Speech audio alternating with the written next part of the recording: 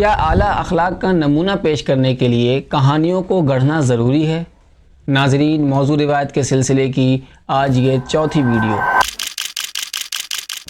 بیان کیا جاتا ہے کہ ایک شخص نبی صلی اللہ علیہ وسلم کا مہمان بنا اور شرارتاً اس نے رات میں بستر پر ہی رفع حاجت کر دیا اور صبح سویرے چلتا بنا۔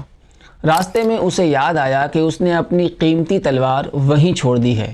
واپس آنے پر اس نے دیکھا کہ حضور صلی اللہ علیہ وسلم اپنے ہاتھوں سے اس کے گندے کیے ہوئے بستر کو صاف کر رہے ہیں۔ یہ منظر دیکھ کر وہ مسلمان ہو گیا۔ لیکن کیا سچ میں یہ واقعہ ہوا تھا؟ آئیے جانتے ہیں۔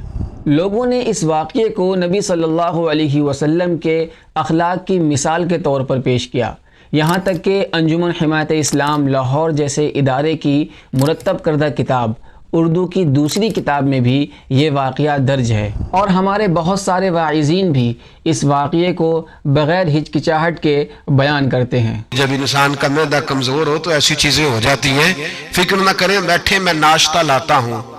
حیرت کی بات یہ ہے کہ یہ واقعہ سیرت کی کسی بھی مستند کتاب میں موجود نہیں ہے، بلکہ اس واقعے کا حقیقت سے کچھ واسطہ ہی نہیں۔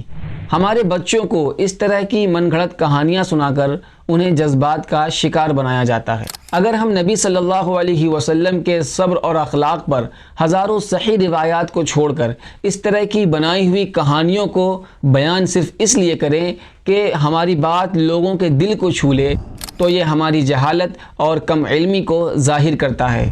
اب ہمارا کام یہ ہے کہ ہم دین کو جذبات سے نہیں بلکہ قرآن و سنت کی روشنی میں پہچانیں۔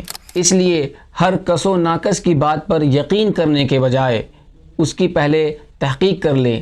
ہو سکتا ہے وہ واقعہ صرف کہانیوں تک محدود ہو۔ اب اگر اس واقعے کی کوئی سند آپ کے پاس موجود ہے تو آپ ہمیں ضرور بتائیں۔